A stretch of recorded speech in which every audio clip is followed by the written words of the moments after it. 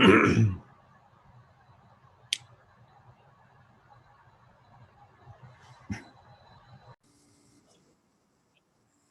there we go.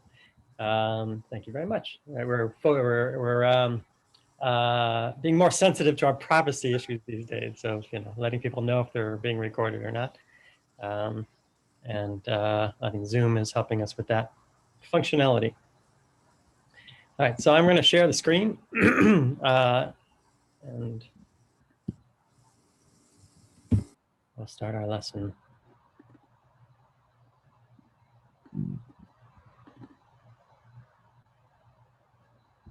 Oh, that's not it.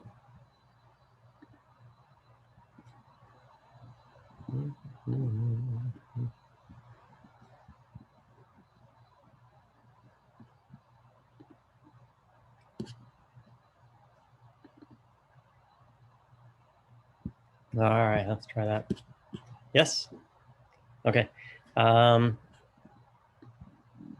In this class, we'll meet some of the most colorful and important characters in Jewish history, right? So we'll meet some of the rabbis and poets of the Middle Ages who shaped contemporary Judaism.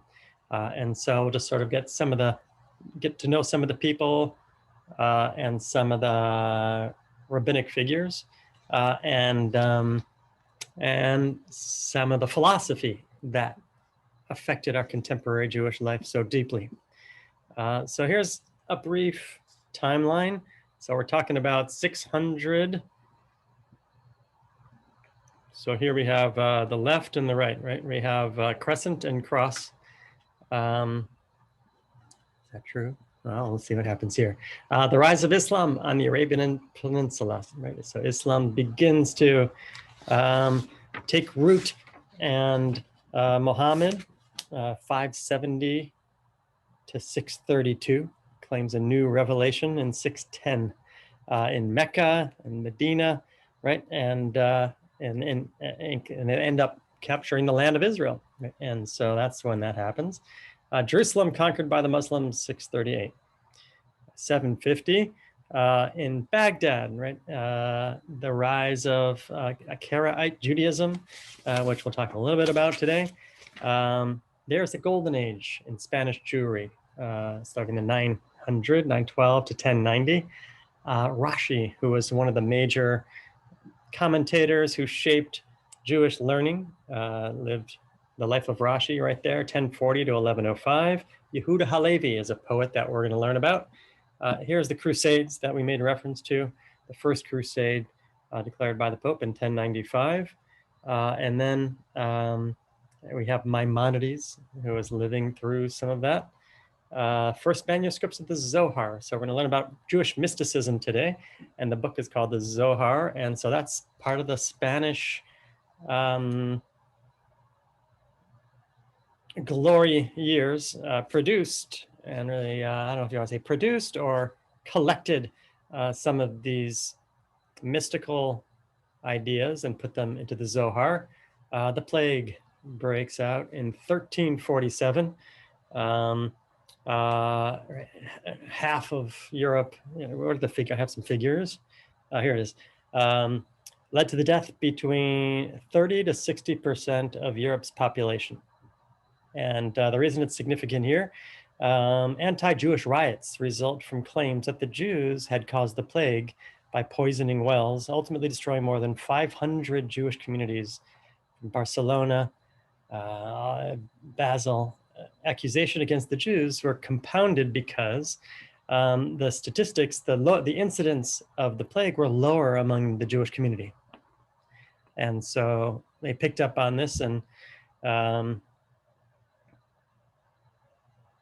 probably there's scholars that there are scholars that surmise part of the reason that there are lower incidents in the Jewish community of the plague was because we had a proclivity for washing hands before we eat and going to the mikveh.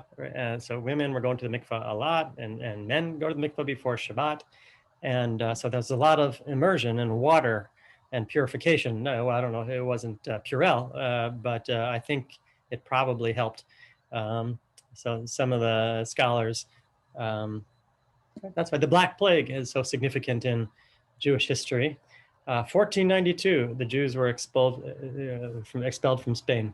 Right, so that you can also put that into American history. Columbus, sailed the ocean blue. And so that's what's happening in the world at the same time.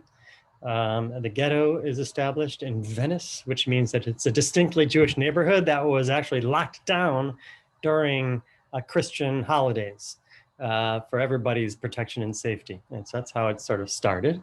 And then the life of Yosef Karo and Isaac Luria in Tzfat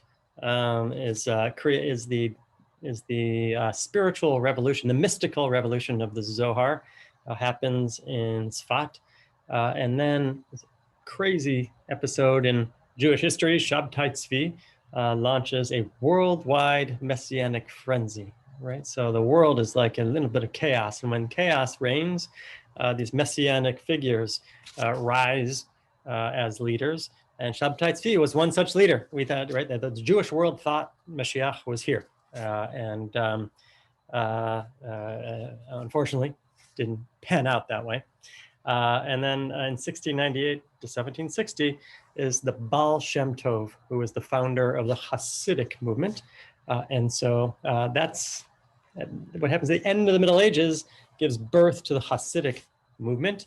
And the Hasidic movement has really influenced contemporary Judaism in significant ways. So let's learn a little about these people and ideas that have influenced us from the Middle Ages. So the first one was Rashi. So I have some pictures, I have some show and tell. And so let's see if we can surmise where he's from. So the hint is he lived in Europe, right? And so what country in Europe would you guess based on the hat? Right, Germany is like Hamburg hats, right, and things like that.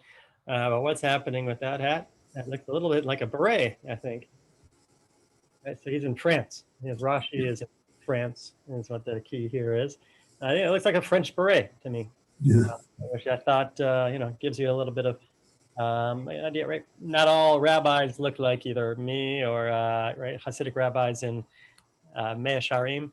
We look different, right? In different eras, in different times, in different spaces. And so there's Rashi. So what's so special about Rashi? Rashi is a collector of Jewish thought. And what happens is he takes all the midrashim that he knows, all the Talmudic wisdom, everything that he's heard and known and loved, and he's able to consolidate it all into short interpretations. And so not only does he help us with sort of translating the Bible and translating the Talmud, but also giving us the essential Jewish traditions associated with that verse, associated with that idea in the Talmud. And so he was a collector of Jewish thought, a compiler of Jewish wisdom, and he was able to deliver it in a succinct way. And so he helped us sort of as a crutch, as a tool, as a resource to understand Talmud, to understand the Bible. He did all of Bible and all of Talmud. He wrote his commentary. And so succinct and broad at the same time. So that's Rashi. Yehuda Halevi is a poet who dreamed of living in Israel, and he's an amazing, let's take a look at what he looks like.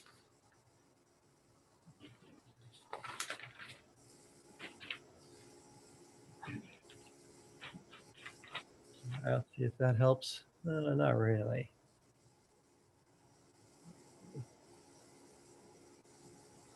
It's at Yehuda Halevi, Spain and Israel. So I think that's more like an Israel kind of robe.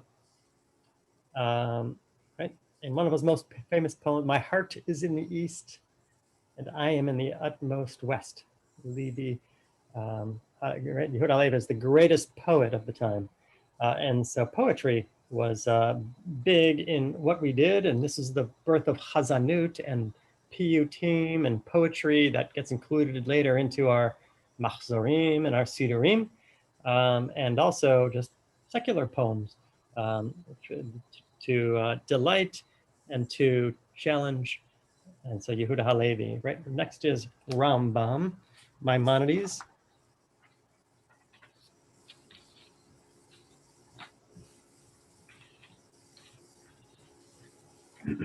There we go. Rambam. So what's he got going on? Headgear.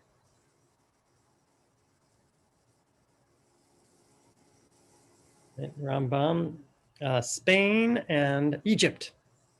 Spain and Egypt. So I think the turban is the Egyptian, right? Exactly. Yeah. So he lived in Spain and then moved to Egypt. And fascinating man, medical professional who served as a doctor in the royal courts. And he compiled two different amazing works. One in rabbinics and intellectual Judaism, and one in mysticism, the Guide to the Perplexed.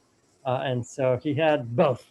He had both sort of a legal mind, a legal tradition, and collected the legal tradition, and also was a philosopher and theologian. And so that's Maimonides, who did both. And he gets preserved, his literature gets preserved both as halachic legal authority and helps us just understand and unpack the cosmos. So he's amazing man from the Middle Ages. And finally, we have Yosef Karo.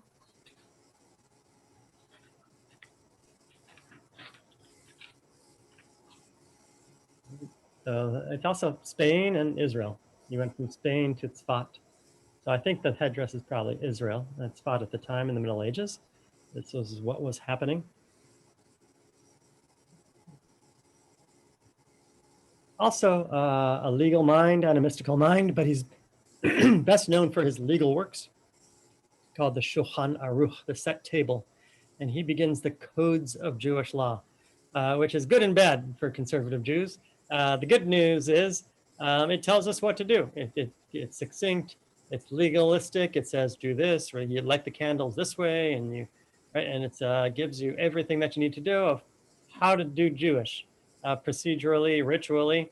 The problem is that it kind of closes down conversation, right? So Judaism, till this point, is known for its dialogue and open source sort of conversation and debate. But what happens here is Rav Yosef Karo and the codes of Jewish law begin to narrow the scope of, they don't bring other opinions. They just bring what you should do. They bring the bottom line to us.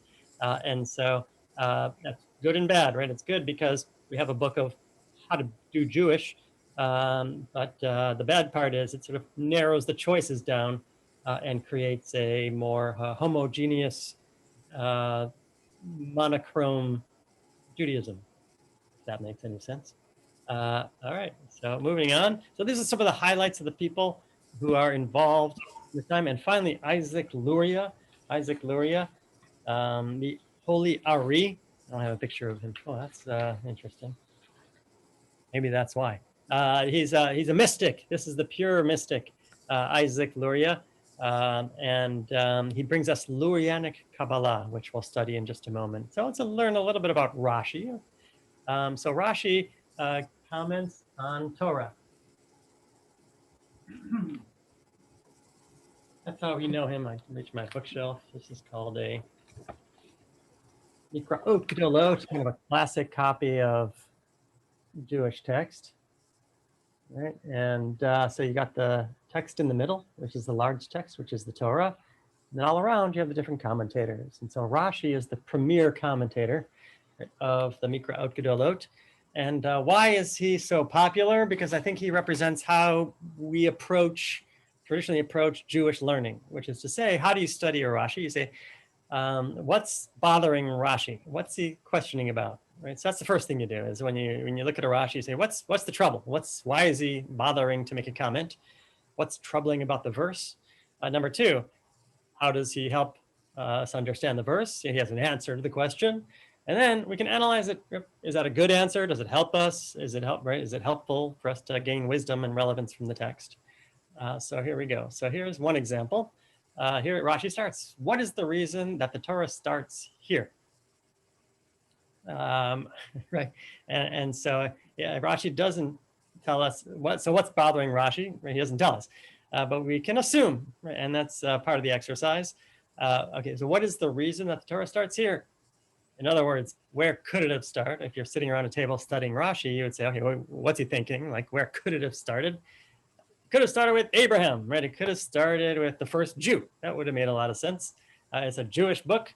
Abraham was called and the Jewish journey begins. But it doesn't. It starts here. It also could have started with the first law. I think right, Rashi also says somewhere else. If it's a legal document, it should start with a law. Obey your parents or keep the Shabbat. Why does it start with the story of creation? It's because of what it says here in Psalms. God has shown his people his strength when he gave them the heritage of the nations. That is to say, that the Torah begins with creation in order that if other nations accuse us of being robbers, since we conquered the land of Israel, we can say, I didn't realize this was so relevant to this week. Right? We can say the entire world is the property of God. God created the world. God gives it to whoever is proper in God's eyes. It was God's will to take it from the Canaanites and give it to us. There you go. So it's in the Torah. So why does it start there? Because to tell us that God, the earth belongs to God. It's not up to us to pick and choose who does what. God gives and God takes. So there you go. Not very political these days, but let's move on. God said, let us make man in our image.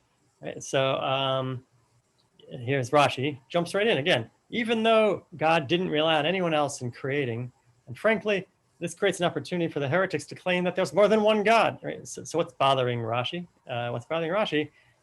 Let us make man in our image. Even though God didn't rely on anyone else. So what's bothering Rashi? It looks like there's another God out there. It looks like there's either another God or another boss or another supervisor or another chorus, another layer of gods between us and God. Who's us? There's no one around. Let us make man in our image. So that's what's bothering Rashi. The first step. What's bothering Rashi? Who's us? Is bothering Rashi.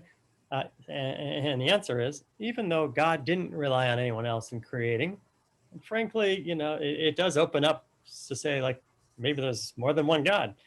The Torah doesn't skip an opportunity to teach us manners. In this case, the importance of humility, of being humble. A great person should always consult with and obtain permission from his subordinates.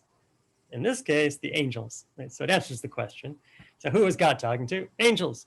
Right? And why is it written this? Why does it inform us this way? What's important about it?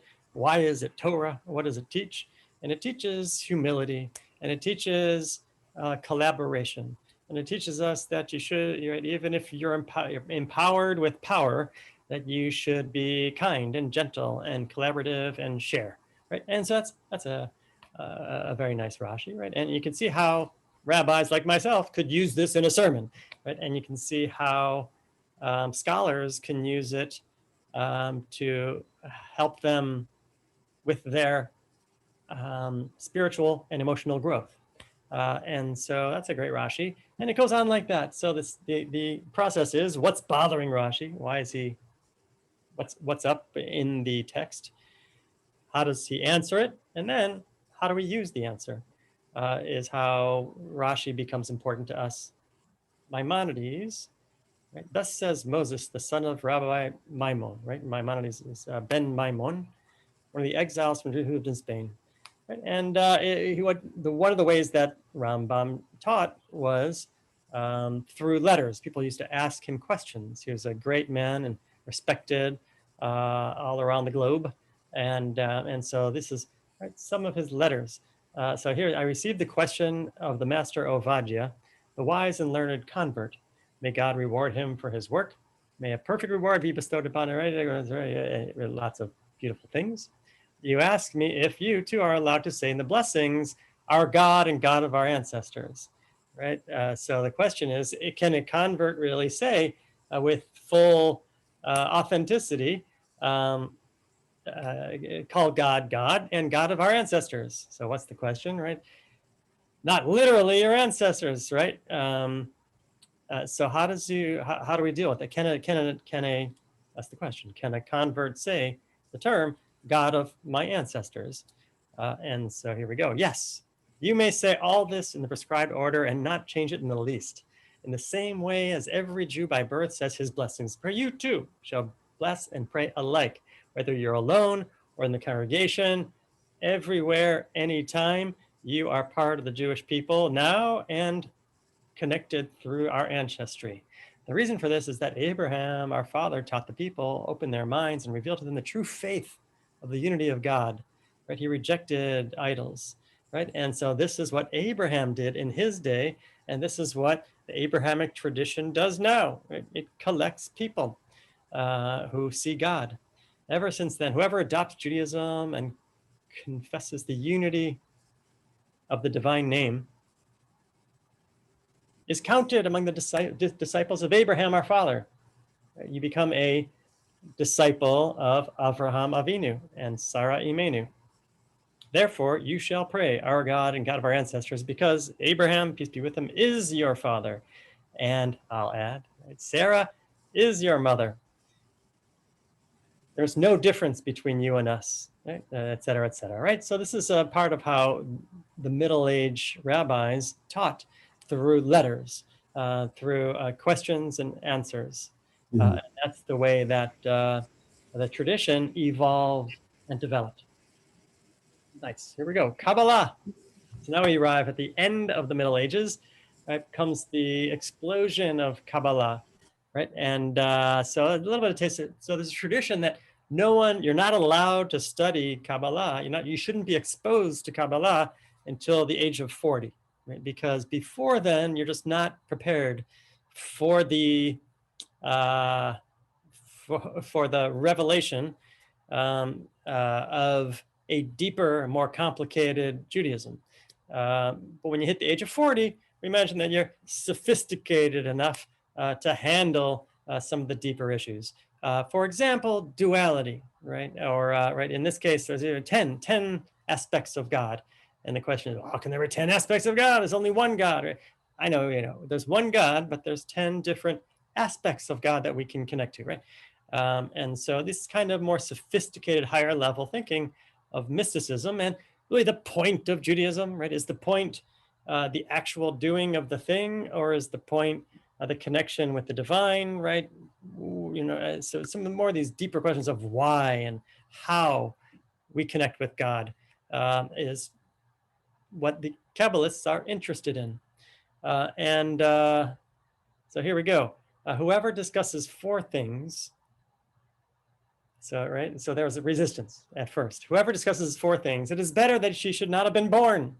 What is above, what is below, what came before, and what will be after, right? So the mainstream in the Mishnah, right, the mainstream Jewish perspective up until this point, and one can argue even now, is that we're not really concerned about this kind of higher level thinking. You can get yourself caught in knots and all kinds of things, cosmic things. But what matters is the here and now. What matters is that we're nice to our neighbor.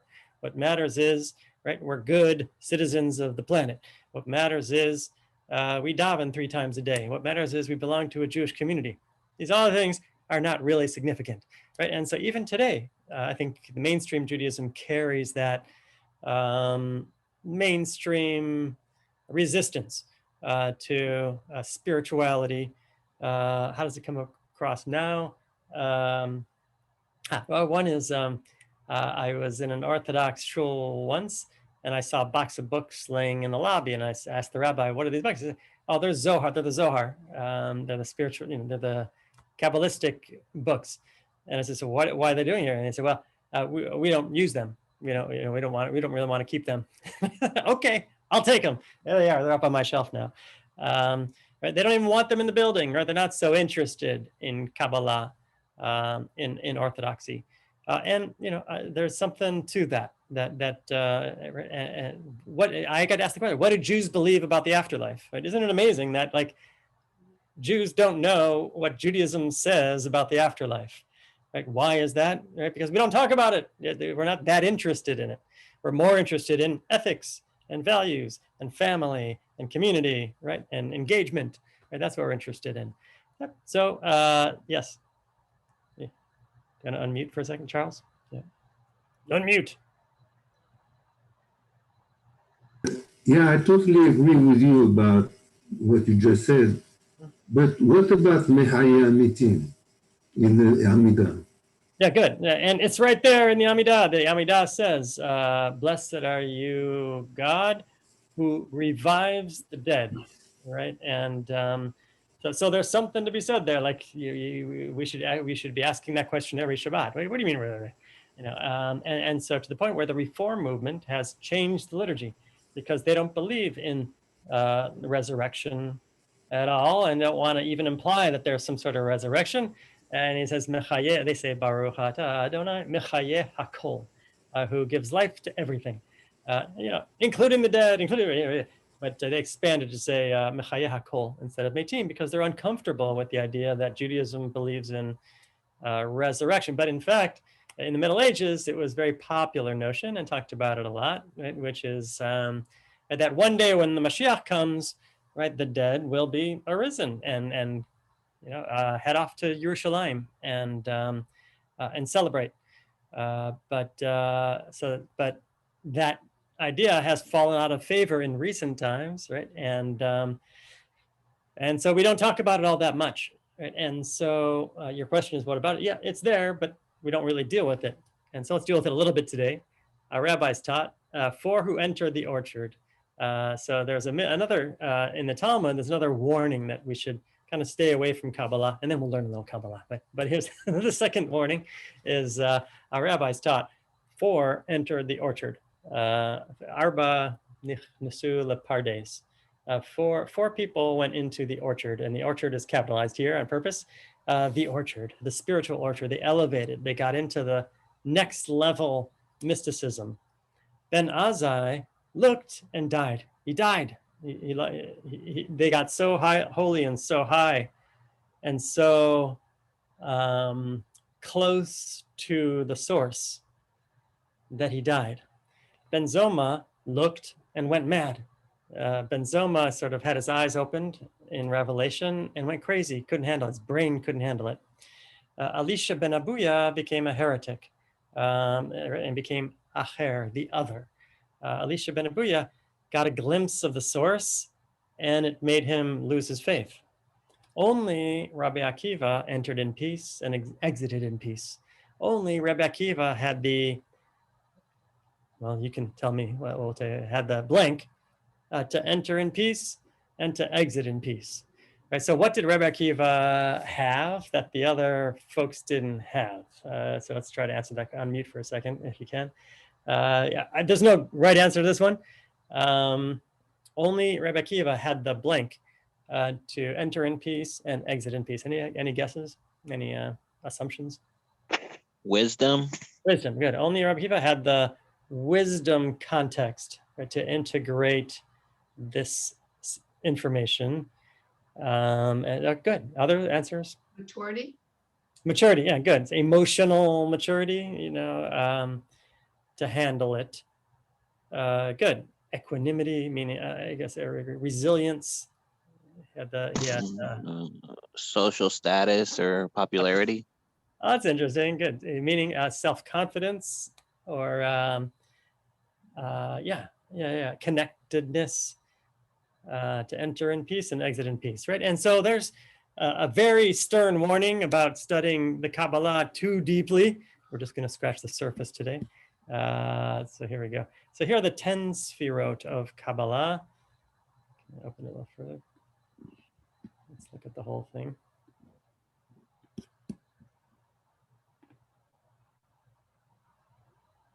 Oh, that's not good. I didn't want that. Adam, help. Where? What do I do now? Here we go. Right.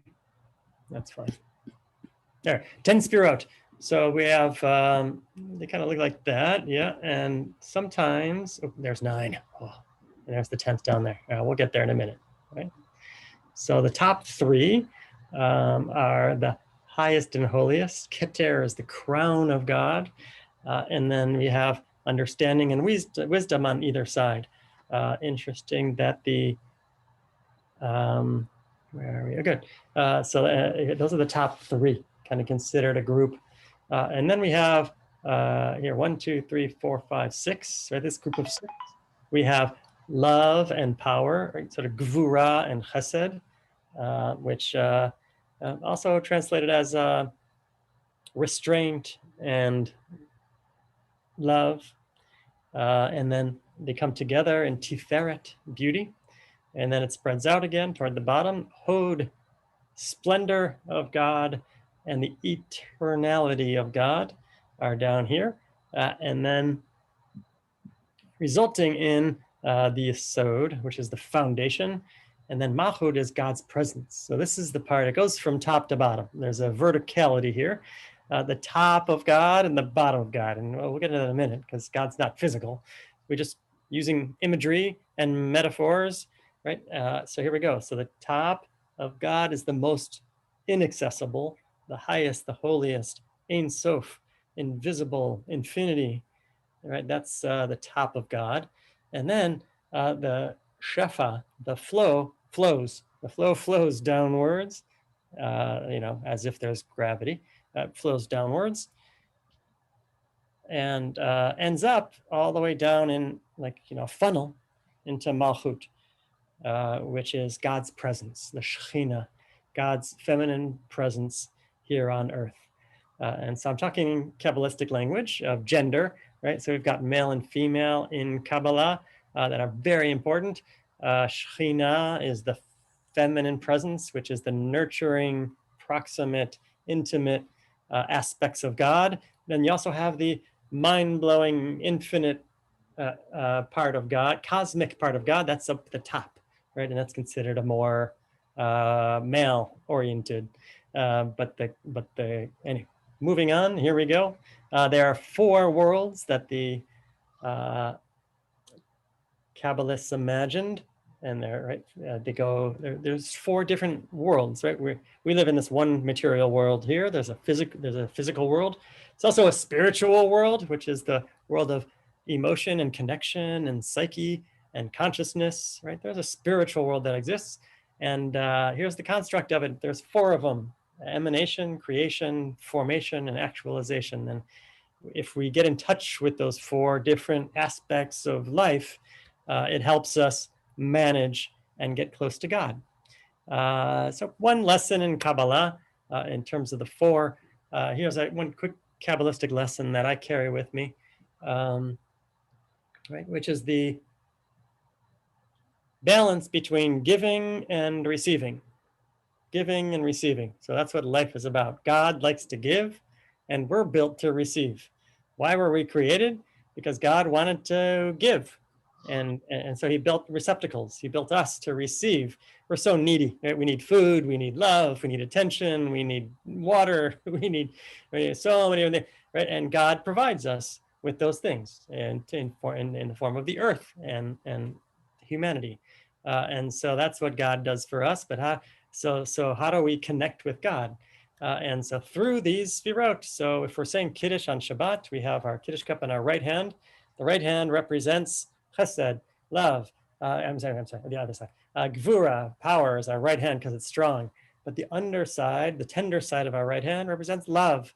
And so when we hold the Kiddush cup in our hand, in our palms, just like that, Gvura lights up, right? The sphira, the emanation of power lights up. And then because we have the cup in our palm, the love lights up and gets stirred, lehitorer, gets stirred up. And so so it takes us to do the mitzvot and to say the prayers in the right order with the right letters in order to light up the right spiritual emanations to affect God. So it's a pretty intense philosophy because you're walking around the world with the ability to connect with God, right, through little acts of kindness and little mitzvot. And so all this spirituality leads us to the Hasidic revolution. So why is it called a revolution? It's called a revolution because the world was non-Hasidic. So what does non-Hasidic mean? That means the world was all intellect. The world was all about study. All right, you went into the Beit Midrash, into the academy, and the brightest and the best students, those who could memorize the most, were really the most elevated, and they became the alpha, folks in the community, were the brightest minds and the intellects that could remember the most stuff, right? As opposed to the people who were the kindest or the most righteous, right? They were not elevated and nurtured in the academy. So there was an imbalance in the world that needed some correction, right? And so Judaism was all of the mind and not of the body and soul. The world of the yeshiva, the academy, the house of study, the intellect, the learning was the priority and really the only essential part of being Jewish until the Hasidic revolution. The Hasidic revolution overthrew these hierarchical systems and brought Judaism back to the people. It was a populist movement because what was important in Hasidism, the way you connect with God, wasn't through the mind, it's through the soul and through the body. It's through singing and dancing and praying, not like trying to figure out weird logical machinations from the Talmud. It's about connecting with God and people and singing and dancing and praying. And so the Baal Shem Tov was the rabbi who started spreading the seeds of the Hasidic revolution by teaching the people what was truly important weren't the details and the rituals. What truly was important was the spirit and the soul. On prayer, do not think that the words of prayer, as you say them, go up to God. It's not the words that ascend. It's rather the burning desire of your heart that rises like smoke to heaven. If your prayer consists of only words and letters and doesn't contain the heart, how can it rise up to God? Right? The letters, the structures, the systems aren't so important. What's important is the emotions. They're just forms for us to fill with God stuff. Right? And so that idea can transform the prayers, right? So that's the consequence, the ramification is maybe we don't need to say all these prayers. Maybe we can just sing a little bit, right?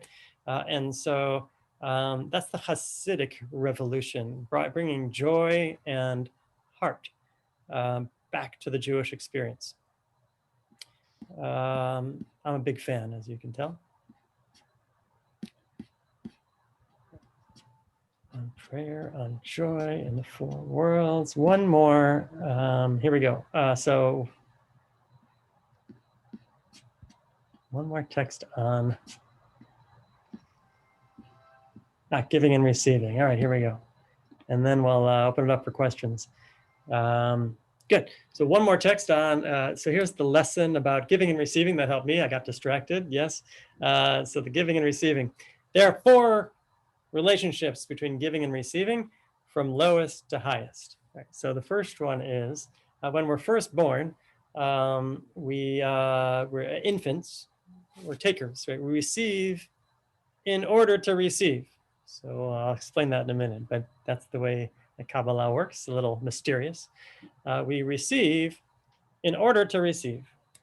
Then comes the next phase, which is we still need to receive. We're like toddlers at this point, but we realize that in order to receive, we have to give a little, right? We have to like smile, and then that'll make people happy, or we have to, we have to give, but it's not altruistic in the least. It's right. It's only to receive, right? So we give only in order to receive. So that's the second level. That's fine. You're still giving, which is nice, but you're only doing it in order to receive.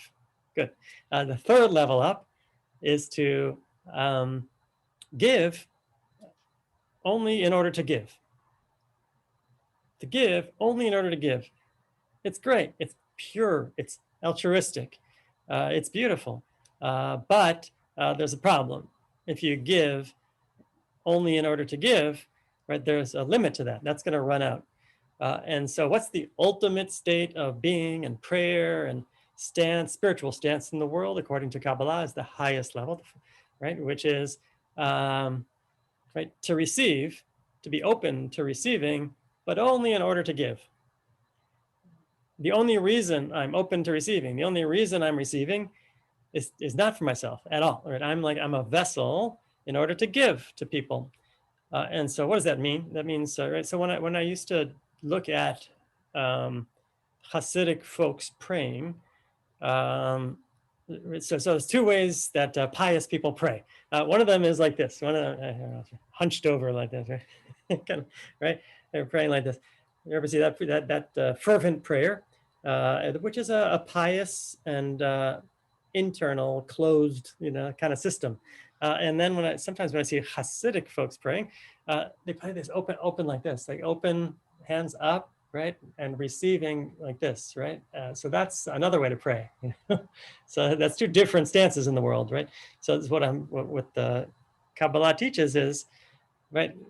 This is the stand. You want to be open, not for yourself, but to like charge yourself up, to power up, in order to give, and so the theory is, right, you can't just give. You have to get charged up, right? And so how do you get charged up? Being open to receiving from God and from other people, right? So when people come up to you and, compliment you on this or that, thank you, receive it. Sometimes we say, no, wasn't it? Oh, give it to somebody else.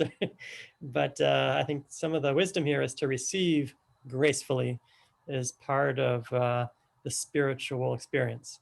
To say thank you, and that makes you feel good, makes them feel good, and then everybody feels good, right? It's a circuit, it's an open circuit system.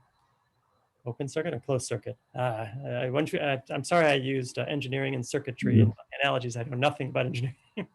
Charles, yeah. Yeah. Is there any correlation at all between what you are talking about with buying the firstborn?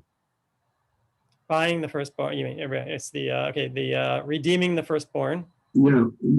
Whenever then you have to pay like golden coins or whatever. Yes. To make him, is there anything? Right, but the fact that the firstborn belongs, help me with the connection, right? There's a tradition that the firstborn gets, recruited into temple service, right?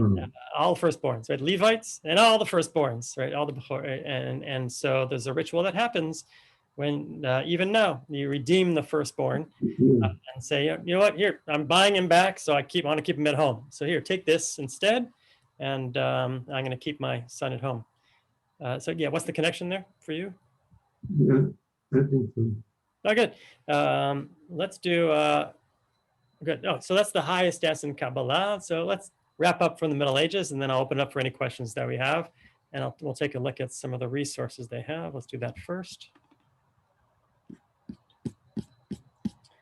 Resources, right? So Mark Cohen, a scholarly book about Christian and Muslim rule, if you're interested in that. Rashi's Daughters is a great historical fiction about Rashi's daughters. What's important about them is Rashi only had daughters, and so he was particularly invested in their education.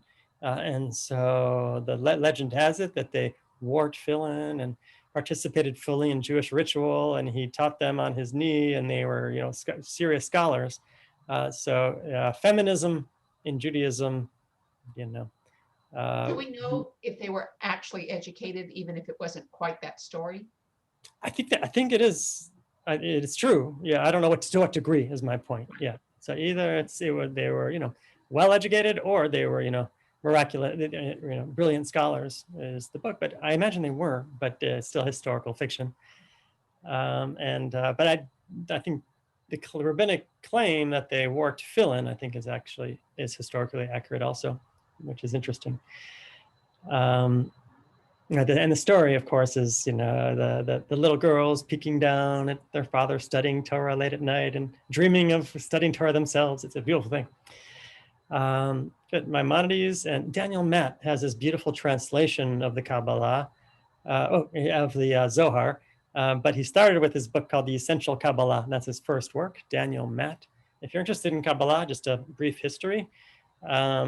He does a great job, and his life project has been translating the Zohar, which he completed, and he has a beautiful translation.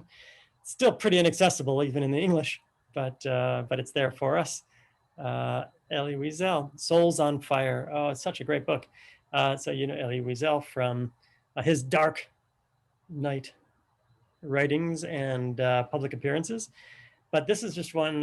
He's also a scholar, as you can imagine, who loves Judaism, and he has this book, Souls on Fire: A Beautiful and Spiritual History of the Hasidic Movement through the personalities. Right? He gives us insight into the personalities of these Hasidic leaders and dynasties that are so important to this Hasidic revolution and are still around. Right? We see it in Chabad.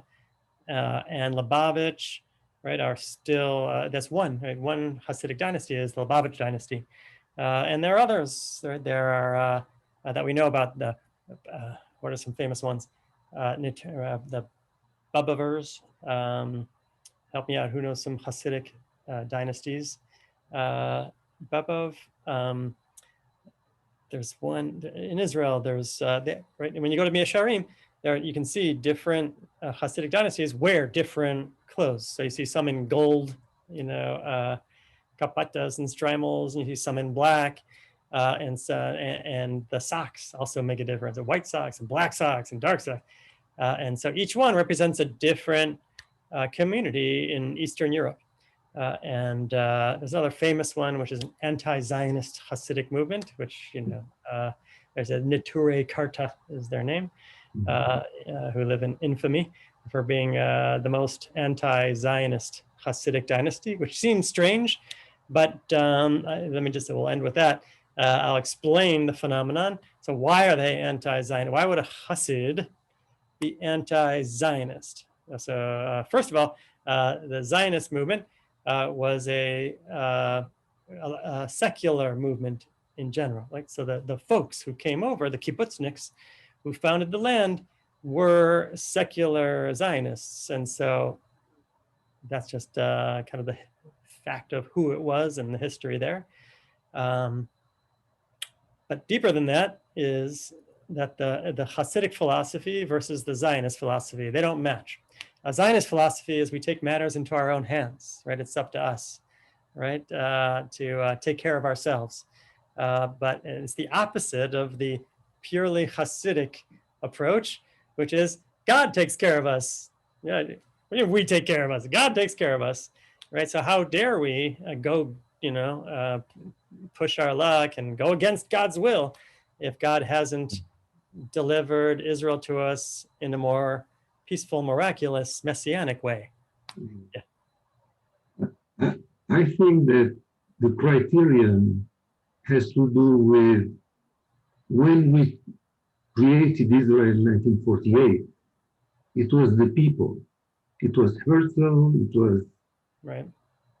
And the religious people, very religious people, said, no, no, no. Only God should have taken us back. And right. Then we believe in Israel and Zionism. Right, yeah, we're being a little bit chutzpahdik. We're being a little, by taking matters into our own hands. And so, you know, the conservative movement, nor the Orthodox movement is a Zionist movement. The conservative movement is a Zionist movement, and we're very proud of that. And most Hasidic, you know, dynasties either support the land of Israel passively or actively, but there are a few that don't. And so that's why, because of their philosophy of intense connection and reliance on God. And so that has its positives, what's those and negatives? So the positives are a life filled with piety and sensitivity, if it's done well. What are the negatives? The negatives are a little bit head in the clouds, right? We believe in having, you know, 2 feet on the ground and our head in the clouds. Right, the criticism here is, right, if you have 2 feet off the ground or only one pinky toe on the ground, then you're not doing it right. because right, Judaism is, in the end, prioritizes life, right, over all the rest of the stuff, you know, and human life and human concern are the priorities. And so that's a little bit of insight into how we got to where we are through these Middle Ages, chaos, and diaspora Jewish living. Although, as you can see, there were some adventures to the land of Israel, right? It was considered praiseworthy and very difficult to make the journey to the land of Israel. And some of these folks were able to do that from Spain and Egypt and other places. And so even then there was this beautiful connection that has resulted in an amazing spiritual community in Sfat that still resonates with the spirit and legacy of these great leaders and these mystical lives that got led in that place. And so it's a great place to spend Shabbat and connect with Rabbi Yitzhak Luria and he's buried right there in Meron, just outside. Yeah, it's a beautiful mikveh that's outdoor cave. Yeah. Crazy. Yeah. And so, yeah, that spirit is alive and well, both in contemporary Judaism, whenever we dance and sing and play guitar, right? That's the Hasidic dynasties still echoing in contemporary Judaism. And they're still sort of alive and well in mystical communities all over the world, in Sfat and other places, and gave rise to Neo-Kabbalah also, right? There's been a burgeoning of Madonna. It's kind of gone down a little bit, but for a while, Madonna was into it, and some other folks, because it's it taps into a universal spirituality that we share with all humanity. That urge, that need, that yearning to attach ourselves to something greater, to something cosmic. And Kabbalah is the Jewish way to do that. But in the 20th century in Europe, there was a very important movement to try to regain the Kabbalah. Yeah. Like people like Martin Buber. Yes. Yeah. Hasidism especially. Yeah. Yeah, exactly. Exactly. Yeah. Yeah. Martin Buber and Rabbi Joshua Abraham Heschel came from a Hasidic dynasty. So yeah, it resonates in my contemporary conservative Jewish thought also, right? And so it's amazing how much we've been influenced by these Hasidic masters. So yeah, Google some Hasidic stories. How about we'll end with a Hasidic story. Here's a classic Hasidic story. Once upon a time, there was a synagogue of great piety and intensity, and they would daven and daven, and it was the most beautiful place to go because of its communal davening and heartfelt prayers, and their concern for halacha and doing it right. It was just a beautiful place. And one day, they were all davening, and they heard a sound in the back, and there was a flute. They turned around, there's a little Halil being played in shul. Like, what's going on? And things started, a little buzz started happening, and then growing and growing and growing. Finally, the rabbi banged on the table and said, okay, what's going on here? He says, there's a little boy, and he's got a flute, and he's playing the flute in shul. And he says, stop everything, bring the boy here. The boy comes and he says, what's happening? Why are you playing a flute in shul? He says, I don't know Hebrew, and I don't know the melodies. All I know is how to play the flute. And so that's my prayer. And he said, everybody relax. We're going to play the flute and daven here today at the same time. Right? And the boy played the most beautiful sound you've ever heard in front of the open ark. And all the town was lifted to Hashem that day. Right? So that's the Hasidic story. And there are a lot of them that go that route, which is, right, if you do it mechanically and by rote, it's not going to work. What God wants is the spirit and the soul. Right? And so we owe that to the Hasidic movement. To give us who restored the balance, right? The issue is it's not one or the other, but the balance was out of whack. We were too intellectual and too mind focused. And the Hasidic movement brought us back to a more centrist, balanced experience. And so that's what we're after in the conservative movement, and probably everywhere, is that balance between form and intent, between making sure we have all the rules, regulations, procedures, rituals that we need, and then filling them with the emotion and spiritual context. So that's the ultimate goal, and Hasidic masters help us with the second part, with filling it with that spirituality and intent. All right, thank you. Yeah, last question. Yeah, there is a very important idea about, you say Hasidic and whatever, bring the music. But the reform movement in Germany mostly are the people who brought music back. They wanted to have services like in the Protestant or Catholic. Yeah, so they started us on the organ kind of path, more musical, and the choir music, Exactly. music, right? Exactly. The German opera experience, right? And spiritualism, or just to mimic their neighbors? Good. I think good. So this question is, what was their motivation? Right. They were after a lift in, well, I don't know.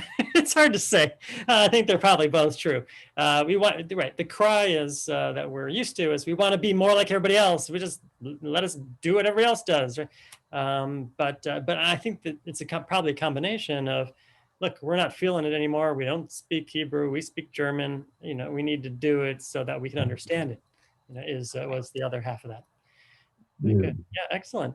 All right, thank you all for engaging in Torah learning, especially on a Sunday, and enjoy. Thank you very much. Okay, Bye all. Thank you, Rabbi. you're welcome.